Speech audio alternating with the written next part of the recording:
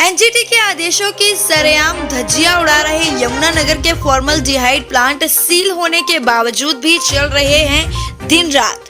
यमुनानगर में स्थित formaldehyde plant सरेआम नेशनल ग्रीन ट्रिब्यूनल के आदेशों की धज्जियां उड़ा रहे हैं।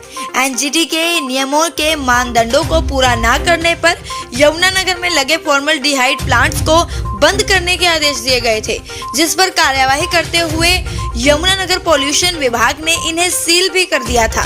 लेकिन इसके बावजूद ये प्लांट्स धड़ल्ले से चल रहे हैं, जो सीधा सीधा विभाग की मिलीभगत या फिर राजनीतिक दबाव की तरफ इशारा करता है।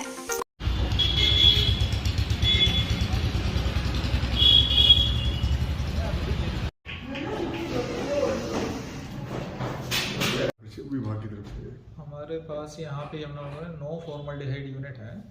उसके अलावा भी एक और फॉर्मल्डिहाइड यूनिट है शिवा कैम्प, जिसके पास जो कि ये नोटिफिकेशन से पहले का लगा हुआ, तो वो तो चल ही रहा है, ठीक है ना। उसके बाद एनजीटी की डायरेक्शन थी, डिफरेंट एनजीटी के बाद 2-3 मैटर थे, उनके तहत ये मैटर चल रहे थे। एक आयुष गर्ग था, एक इंटीग्रेटेड फॉर्म करके केस था, और एक विनीत नागर का केस था। इन्हीं सभी केसेस में के जब ये केस लगे थे, हमारा जो केस आया था आयुष गर्ग में, तो ये मैटर निकल के आया कि फॉर्मल्डिहाइड यूनिट को एनवायरनमेंट क्लीयरेंस चाहिए। और उसके बाद क्योंकि हमारे पास जो ये थे हरियाणा में तकरीबन 16 ऐसे प्लांट थे जिनके पास एनवायरनमेंट क्लीयरेंस नहीं थी, बस और उनके पास जो हमारी एनओसी और कंसेंट टू ऑपरेट थी, पोल्यूशन कंट्रोल बोर्ड ने अपनी परमिशन उनको दे रखी थी। और एज़ पर रूल जो परमिशन है वो एनवायरनमेंट क्लीयरेंस से के बाद होती है कायदे से। पर क्योंकि ये थ्रू आउट इंडिया में कुछ ऐसा इशू, क्योंकि स्मॉल यूनिट थे, ये तो इसमें कन्फ्यूज़न थी कि इनको एनवायरनमेंट क्लीयरेंस चाहिए कि नहीं चाहिए, तो finally it was clear through the NGT कि एनवायरनमेंट क्लीयरेंस इनको चाहिए। और अकॉर्डिंगली फिर हमने इनको बंद कर दिया था। तो all plants were close down in the past. After that फिर इनको गवर्नमेंट ने हरियाणा में 6 मंथ का टाइम दिया, कुछ तकरीबन 2020 में अक्टूबर 2020 में 6 महीने का टाइम दिया ताकि ये एनवायरनमेंट क्लीयरेंस ले पाएँ।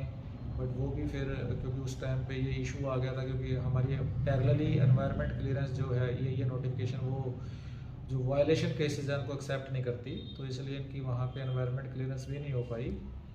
और फिर तकरीबन हमने इसको 20/5 को 2021 को सारे प्लांट हमने बंद कर दिए थे।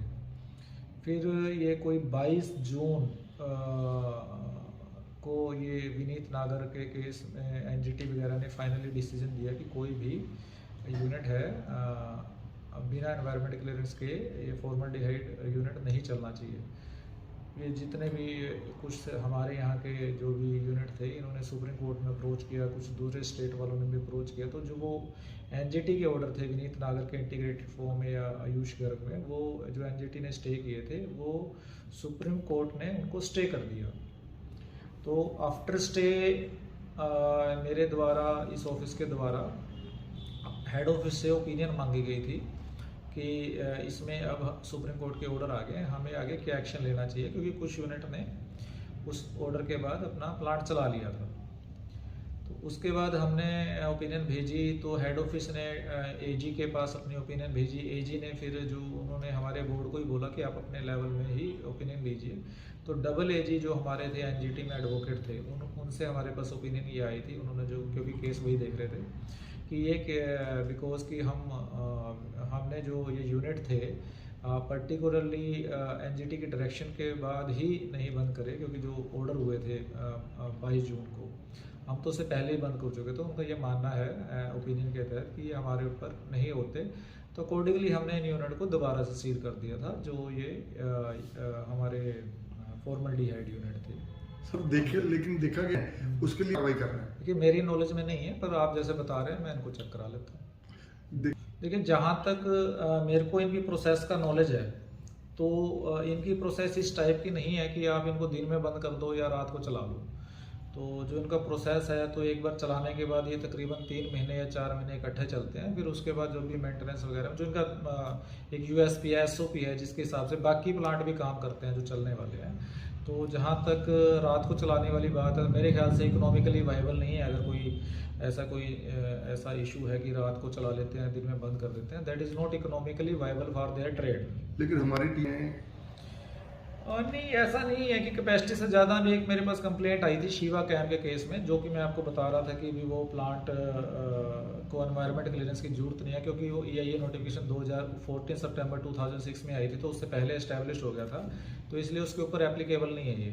तो उसमें मेरे पास एक कंप्लेंट आई थी कि ये अपनी कैपेसिटी से ज़्यादा ये प्रोडक्शन कर रहा है, तो इसको भी आप अपने दायरे में लीजिए। तो मैंने इंडस्ट्री डिपार्टमेंट को लिखा था उसके लिए कि आप इनकी कैपेसिटी असेस करा के दीजिए। तो इंडस्ट्री डिपार्टमेंट से जो मेरे पास वेरिफिकेशन रिपोर्ट आई है वो ओके है, उसके हिसाब से इनकी कैपेसिटी ज़्यादा है ही नहीं।